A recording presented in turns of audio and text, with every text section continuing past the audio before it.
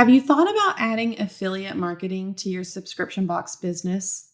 Not sure where to start or how to find a good affiliate or even how to manage it on the back end? Well, this episode is for you. Grab a notebook and take some notes. I've got some actionable steps for you. Come listen. Welcome to the Launch Your Box podcast with weekly tips, tricks, and strategies to start, launch, and grow your subscription box. Now, here's your host, Sarah Williams. Welcome back to the Launch Your Box podcast. Today, we're going to dive into affiliate marketing for your subscription box business and how it can significantly boost your revenue, expand your customer base, and strengthen your box brand. So whether you're new at being a subscription box entrepreneur or you're a seasoned pro, you'll have actionable takeaways from this episode. Thanks for joining me. So let's just start off with the basics. And then we're going to get into some of the action items that you can take. But really, the biggest question is, what is affiliate marketing? And affiliate marketing is a performance-based marketing strategy where brands can reward individuals, and these would be your affiliates, for marketing or driving traffic and sales to their subscriptions or other products you might have in your shop. It really creates a win-win situation for both the subscription box brand and the affiliate. So it works like this. A subscription box brand creates an incentive. This could be a one-time incentive or it could be a reoccurring incentive, okay? Then the subscription box brand would generate specific links or codes for each of their affiliate partners, okay? So you're going to have a specific link that you would use to promote someone's subscription box, or you're going to give a specific link to an affiliate to promote your subscription box. Then the affiliate promotes your subscription box on their platforms to their audiences. So they're going to get in front of their people and they're going to promote your subscription box. And for every action that is taken based on the actions that you want, the results that you want, the affiliate is paid an incentive. Okay. And this is much different than like influencer marketing. And I don't want to get too far into that because I want to talk about affiliates. But affiliate is paid based on results. And an influencer marketing situation is they're paid up front for an agreed on project it usually involves a particular type of post, particular types of images. So they're paid a flat rate fee for the project, where an affiliate is paid based on the results that they give. Okay. So I love using affiliates because it creates a low risk marketing strategy for any subscription box brand. You only pay for what you get. So you're not paying up front for things that you don't get, unlike the influencer marketing where you're just paying a flat fee and you're not really sure what you're going to get. When you pay for an affiliate, you're only paying them based on the results. So it's very cost effective. If you don't get any results that you've agreed upon, you're not having to pay them. Okay. You get in front of a wider audience. So when you're using an affiliate, they usually have an established audience. They've already established this know, like, and trust factor with their audience. So it's not like you're just putting your subscription box up on cold ads and running those into cold audiences, right? So it's different. It actually is more cost effective because the people in your affiliate's audience already know, like, and trust that person. So automatically you get know, like, and trust factor because they're promoting your subscription box. And with the right affiliates, you have the ability to increase your credibility and your know, like, and trust factor. If I'm associated with you, if you're out there promoting my subscription box and people love you, instantly people are going to be drawn to me too. So you want to align with the right person. And that's why it makes identifying, a good affiliate really, really important.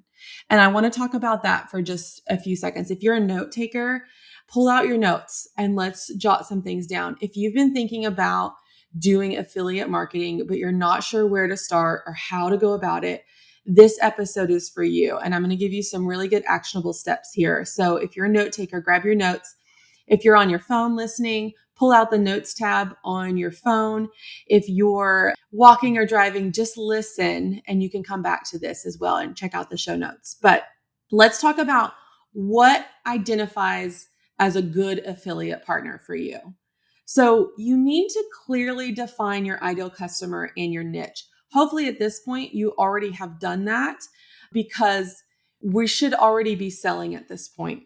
So make sure you're using affiliates that have the same person you're looking for in your audience. That's how this becomes a win-win. You don't want to have affiliates that don't have your ideal customer in their audience or their following.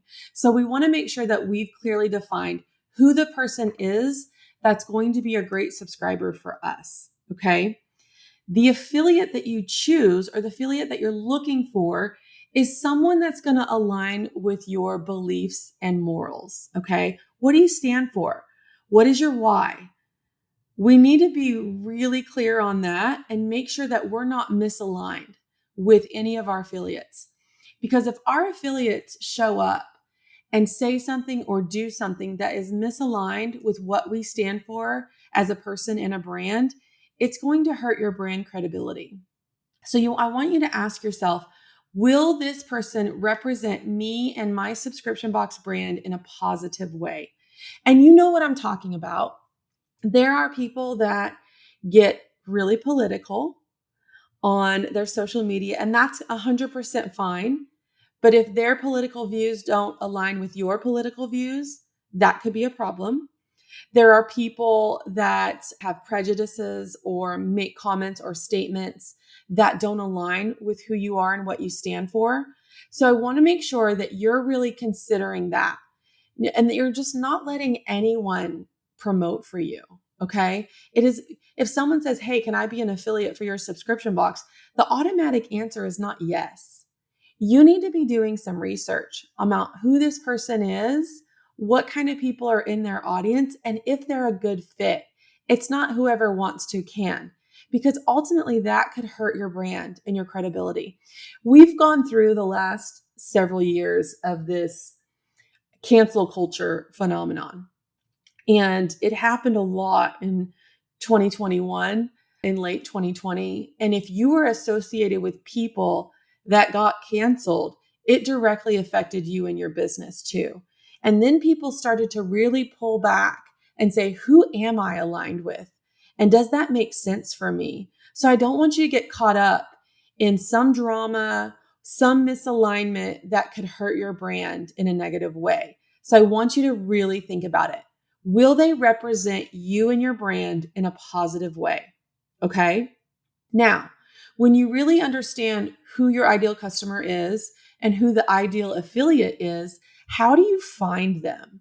I get that question a lot because people are like, okay, I want affiliates. I know I can, create a structure around this. How do I find an affiliate?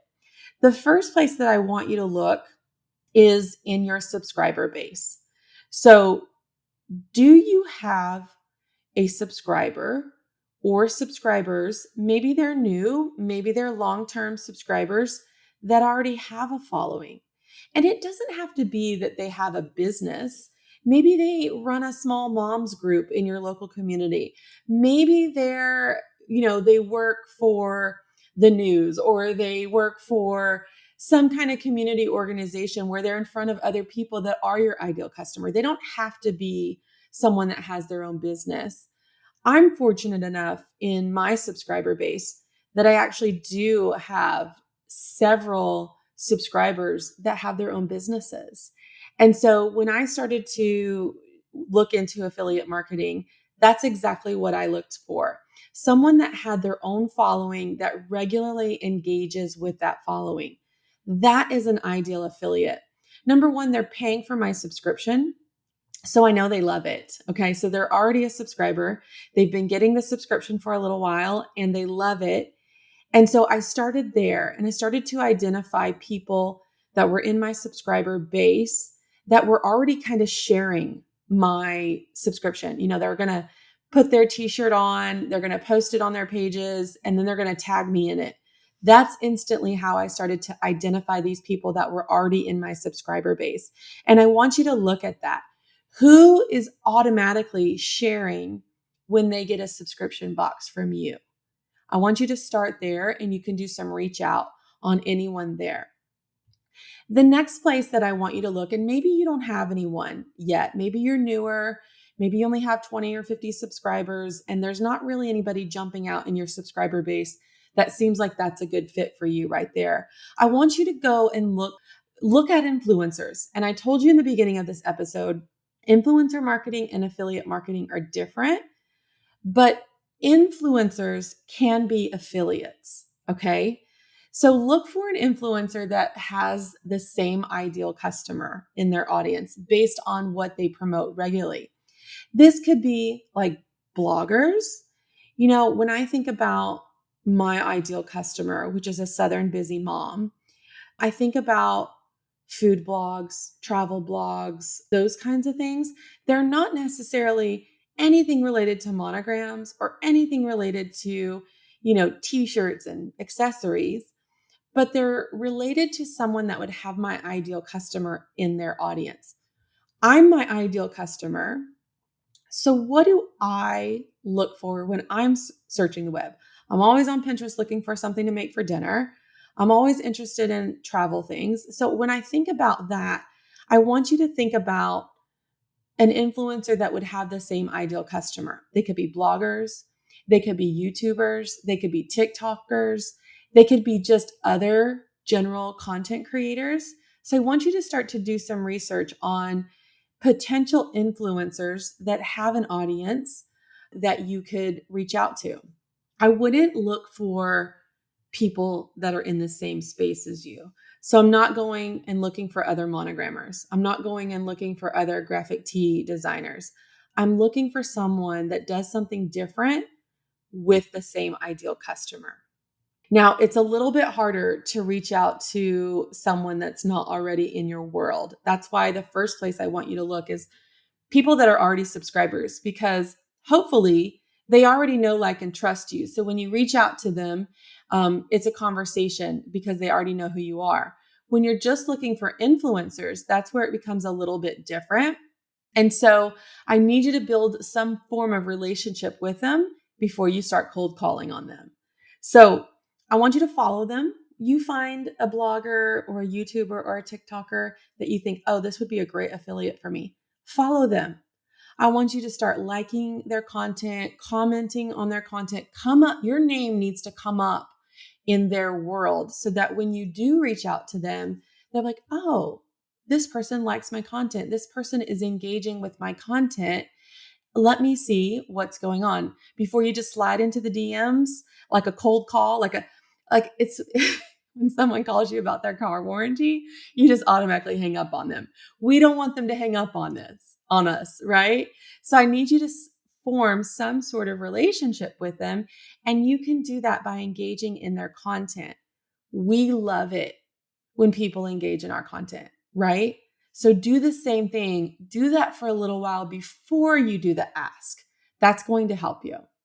And then once you start to identify some potential affiliates, whether they're in your subscriber base or they're just influencers, we've got to build an affiliate program that is a win-win for both parties. Okay. It needs to be a win for you. You still need to walk away profitable, and it needs to be a win-win for them. They have to have some skin in the game, or they're not going to show up and promote for you. So you have to really consider the structure of your affiliate program so that it's not one-sided. It's not one-sided for you and it's not one-sided for them, but it's a win-win for both parties. And you first need to determine your commission structure. Okay. So how will you incentivize these affiliates? That's the first thing that I want to talk about with you. You can do it one of two ways. Well, really three ways. The first one would be just free product. You can ship out free product. They get to keep it. That's more of an influencer strategy. But if they like your things, that's value to them. You're going to get free product. Okay. I don't love that structure because there's not a lot of incentive. Yes, they might like their free stuff, but there's nothing to measure that. What I love is these next two ways to set up your commission structure. One, a one-time payment up front, and two, a reoccurring revenue share. Okay, so let's break those down. Let's talk about the reoccurring revenue. So basically, you're going to set up a percentage or a dollar amount of your subscription box that when someone joins with the affiliate link or the affiliate code, for as long as that new subscriber is a subscriber, your affiliate will receive a monthly commission. Or if your box is bi-monthly or quarterly, it will be bi-monthly or quarterly commission. So it's a percentage or a dollar amount that they will get reoccurring. Okay, so this is reoccurring revenue share. And so we'll determine that. And the way that I want you to determine how much that is, I need you to be thinking it's got to be a win-win. Okay, so if someone asked you to show up and sell your things, how much does that take for you? What would make it worth it for you? How much skin in the game would you have? Obviously, the higher commission, the more beneficial it is for the affiliate. But I need you to understand your profit margins before we give away the farm here. Okay? So when we talk about profit margins, the goal is that you have a minimum of 30% profit and that you're working towards 50 to 60% profit. Okay? So I need you to be realistic with what your profit margin is for your business. We can't give a 30% commission if our profit margin is 30%. We're not profitable with that sale. And if it's reoccurring, we're never going to be profitable with that subscriber. So that does not make sense. If you have, say, a 40% profit margin, what makes sense for you? I give a 15% reoccurring revenue share. My profit margins range from 45 to 65% across the board with my 3 subscriptions. And so I know if I'm giving someone 15% of that subscription, I still have profit that I'm making every single month. Okay. So I don't want you giving up all your profit. You're still building this business. And if you're doing a reoccurring model, you still have to be profitable. You can't give all your profit away. I would give half or less. So if you tell me that you are 30%, you have a 30% profit margin, for me, this is what Sarah would do. I would give them a 10% reoccurring. That still leaves you the lion's share of profit. It still makes it incentivized for them. If your subscription box is $60 a month, they're getting $6 a month for every subscriber. They get 100 subscribers into your world. They're now making $600 a month for as long as those people stay. So that's a win. Okay. 5% is too low. I don't know a lot of people that are going to do anything for 5% of anything. So I'm going to tell you 10% minimum or put a dollar amount on that. Maybe it's $5 for every subscriber. I like a percentage because as your price increases, so does the ability for their dollar amount to go up. Okay. Now, if you want to do a one-time payment, this is also a great option. This is just, hey, you got them, your affiliate gets them in the door one time, and then it's your job to retain them. And you give them a one-time payment upon that conversion of sign up. So when you think about the dollar amount for this, it's going to look a little different. It needs to be a little higher than your reoccurring. Remember, the reoccurring revenue share happens all the time. The one-time payment is going to only happen once on your acquisition of that customer. So I want you to think about your customer acquisition cost, your CAC. What is your customer acquisition cost right now for your subscription box business?